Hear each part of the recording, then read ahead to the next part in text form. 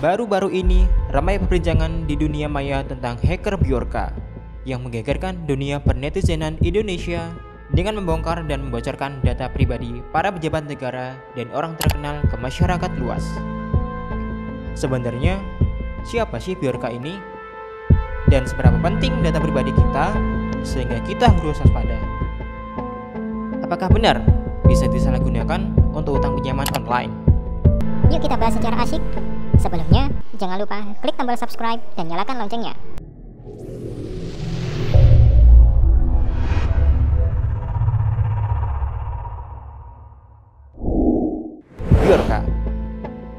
Bjorka pertama kali muncul ke media sosial untuk membocorkan data. Menurut pendapat para netizen dan hacker Indonesia, kemunculan ini disinyalir sebagai bentuk sebuah protes dari Bjorka terhadap buruknya cyber security system di Indonesia.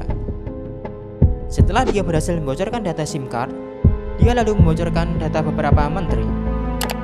Hal ini dibarengi dengan bocornya beberapa data penting dari mulai surat resmi presiden hingga data pribadi para pejabat. Meskipun beberapa pejabat mengatakan bahwa data itu palsu, namun tetap saja menimbulkan berbagai pro dan kontra di masyarakat. Setelah berhasil menghack data para menteri, sempat muncul postingan berita bahwa pemerintah Indonesia berhasil mengidentifikasi Bjorka. Namun, hal tersebut dibantah oleh Bjorka, di mana dalam forum akun Bridge, Bjorka memposting sebuah postingan cukup panjang dalam tulisan bahasa Inggris yang begini artinya, "Hai, ini update terbaru saya."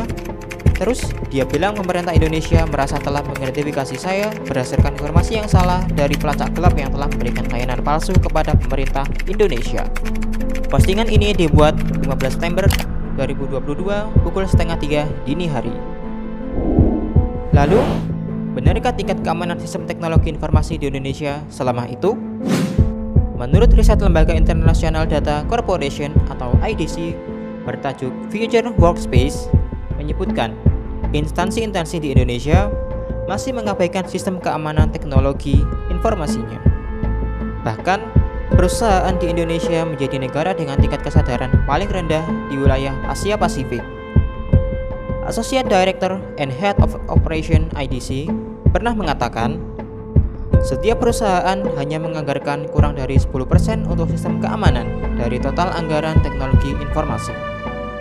Dan data statistik menunjukkan, hasil survei dari National Cyber Security Index pada Maret 2022 mencatat keamanan cyber Indonesia berada di peringkat ke-6 se-Asia Tenggara.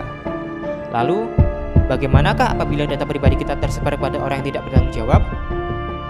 Apakah kita tiba-tiba akan diteror nomor asuransi yang mencari nasabah? Bu, bayaran tak bu? Bayaran tak bu? Bayaran tak bu? Atau malah dikejar admin pinjaman online?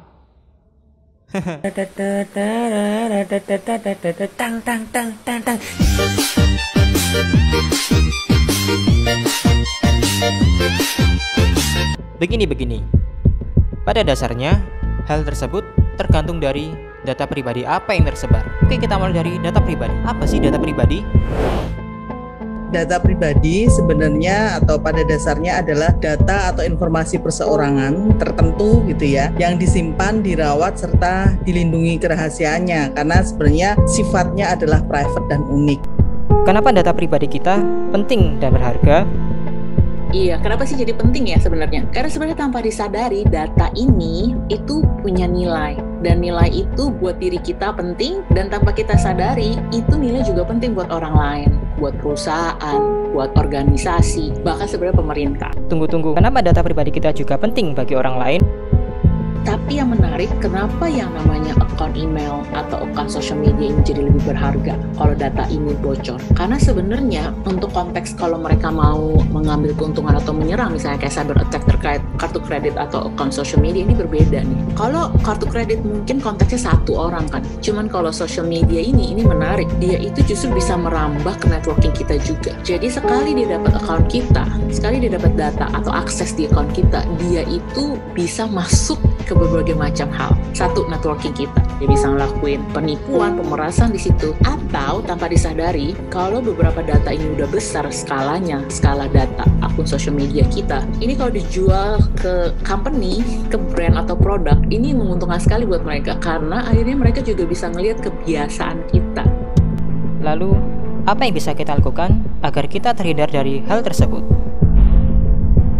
Ada banyak cara untuk kemudian melakukan pelindungan data pribadi. Misalnya saja dimulai dari menggunakan password atau sandi yang kuat. Kadang-kadang kita kan pengen sandi itu yang gampang dihafal gitu ya.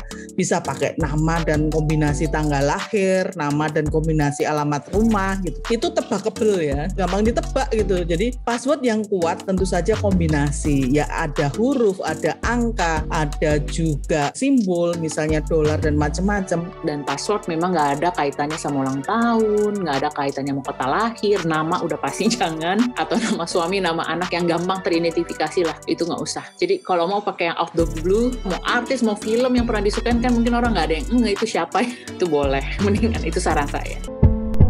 Baik teman-teman, itulah yang kita bahas dalam video kali ini. Tetap waspada, sehat selalu, dan jangan lupa subscribe channel kita, dan ketemu di video berikutnya.